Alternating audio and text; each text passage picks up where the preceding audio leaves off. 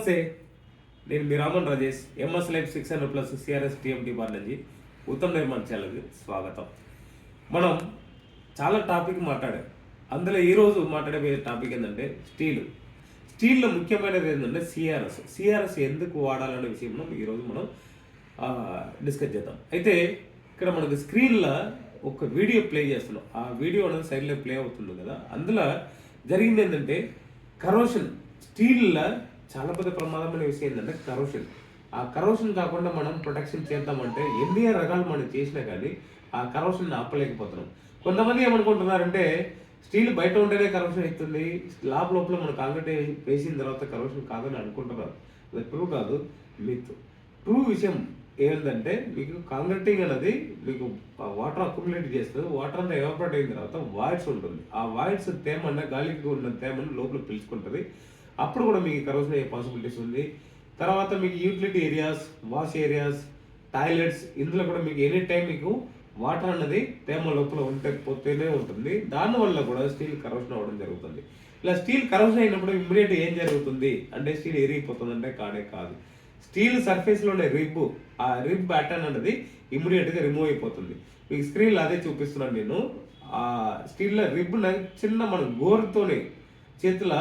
గోరుతో మనం అట్లా తీస్తేనే మొత్తం లేచిపోతుంది. ఒక సైట్లో బిఫోర్ కాంక్రీటింగ్ ఉన్న స్టీల్కి ఆ పరిస్థితి అయినప్పుడు కొన్ని వందల సంవత్సరాలకు మన బిల్డింగ్ ఉండాలని మనకు అర్థం. కానీ ఈరోజు 20-30 సంవత్సరాల తర్వాత బిల్డింగ్ ఉండట్లేదు. దానికి మెయిన్ కారణం అనేది ఇలా మీకు సర్ఫేస్లో ఉన్న రిబ్ అన్నది ఓడిపోవడం వల్లనే మీకు బిల్డింగ్ పెచ్చులు ఓడిపోతుంది. స్లాబ్ అనేది అలా పెచ్చులు ఓడిపోతుంది. కాలం క్రాక్స్ ఇచ్చేసి పెచ్చులు ఓడిపోవడం, బీమ్ క్రాక్స్ ఇచ్చేసి పెచ్చులు ఓడిపోవడం, దీనివల్ల బిల్డింగ్ లాంగ్ లాస్టింగ్ కూడా కోల్పోవడం. సో ఇది మనం కంట్రోల్ చేయాలంటే మనకు కావాల్సింది ఏంది? సిఆర్ఎస్.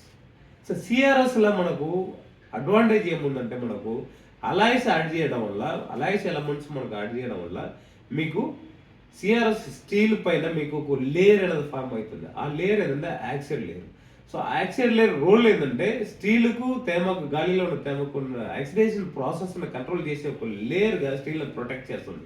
సో ఇలాంటి ప్రొటెక్షన్ ఉన్న స్టీల్లో మన స్లాబ్లో వాడటం వల్ల ఒకవేళ తేమ లోపలికి పోయినా ఆక్సిడేషన్ ప్రాసెస్ జరుగుతున్నప్పుడు సర్ఫేస్లో మీకు రస్ట్ ఫామ్ అవుతుంది తప్ప ఆ సర్ఫేస్లో ఉన్న రిబ్ ఏదైతే ఉందో ఆ రిబ్ డ్యామేజ్ కాకుండా మీకు మనకు అలాయిస్ అనేది బాగా ప్రొటెక్షన్ ఇస్తుంది.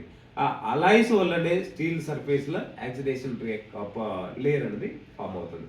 ఆ అలాయిస్ మనకు సిఆర్ఎస్లో మాత్రమే ఉంటుంది. అదర్ దెన్ వితౌట్ సిఆర్ఎస్లో మీకు అలాయిస్ ఉండదు కాబట్టి, మీకు అలాయ్ ఎలమెంట్ ఉండదు కాబట్టి మీకు దాని సర్ఫేస్లో మీకు ఆ లేయర్ అనేది ఉండదు. దానివల్ల మీకు రిపీటెడ్ యాక్సిడేషన్ ప్రాసెస్ జరుగుతుంది. కాంక్రీట్ లోపల, ఎక్స్టర్నల్ కాంక్రీట్ ఆల్సో సైట్లో డమ్ చేసిన మెటీరియల్ కూడా అవుతుంది. ఇంటర్నల్ కాంక్రీట్ లోపల మీకు toilet zones, wash areas, terrace, open terrace ఇలాంటి ప్లేసెస్లో చాలా ఫాస్ట్గా తేమ లోపలికి వెళ్ళిపోయి స్టీలు యాక్సిడేషన్ ప్రాసెస్ రిపీటెడ్గా జరగడం వల్ల సర్ఫేస్లో ఉన్న రిబ్బు డ్యామేజ్ అవ్వడానికి మెయిన్ కారణం అవుతుంది. దీన్ని అవాయిడ్ చేయాలంటే ప్రతి ఒక్కళ్ళు కోస్టల్ బెల్ట్ మాత్రమే కాకుండా ఈరోజు కట్టే ప్రతి బిల్డింగ్లో తేమ వచ్చి బిల్డింగ్ డ్యామేజ్ అవుతుంది కాబట్టి సిఆర్ఎస్ వేయించుకొని, ఎక్కడ సిఆర్ఎస్ మీకు అందుబాటులో ఉంటుందో అలాంటి సిఆర్ఎస్ మెటీరియల్ తెచ్చుకొని మన ఇండివిజువల్ హౌసెస్ కానీ అపార్ట్మెంట్స్ కానీ కట్టుకోవడం అనేది ఉత్తమం. ఎగ్జిక్యూషన్ చాలా ఇంపార్టెంట్. ఇక్కడ ఆ ఎగ్జిక్యూషన్లో వాయిడ్లెస్ కాంక్రీట్ చేస్తారు. అదర్ దెన్ మీకు మాయిశ్చర్ లోపల పోకుండా ప్రొటెక్షన్, విటమిన్ కోటింగ్స్ కానీ వాటర్ ప్రూఫింగ్ సిస్టమ్ కానీ ప్రాపర్గా చేసుకుంటారు. మనకెందుకు నేను సిఆర్ఎస్ కంపల్సరీ రెసిడెన్షియల్ బిల్డింగ్ లైన్లో మనకు కావాలంటున్నానంటే ఇక్కడ మనకు ప్రాపర్ ఎగ్జిక్యూషన్ అనేది లేదు. ఆ ఎగ్జిక్యూషన్ లేకపోవడం వల్ల లోపల తేమ పోవడానికి అవకాశం ఉంటుంది ఎక్కువ. వాటర్ ప్రూఫింగ్ గురించి అవగాహన లేదు, విటమిన్ కోటింగ్ గురించి అవగాహన లేదు, డిపిసి గురించి అవగాహన లేదు. Direct building కట్టేస్తున్నాం. సో ఇవన్నీ చేసే మిస్టేక్లో బిల్డింగ్లో తొందరగా మనకు స్టీల్ కరోషన్ కాకుండా, పెచ్చులు ఓడిపోకుండా ఉండాలంటే సిఆర్ఎస్ని మీరు సెలెక్ట్ చేసుకుంటే చాలా చాలా మంచిది. నా అడ్వైస్ మాత్రమే కాదు, ప్రతి ఒక్క ఇంజనీర్ అడ్వైస్ కూడా అదే ఉంటుంది. సో మీకు ఫర్దర్గా ఏమైనా డౌట్స్ ఉన్నా, క్లారిఫై కావాలన్నా, సిఆర్ఎస్ గురించి మీకు డీప్గా సబ్జెక్ట్ కావాలన్నా మన టోల్ ఫ్రీ నెంబర్ కాల్ చేయవచ్చు. మా టీం మీకు అందుబాటులో ఉంటారు.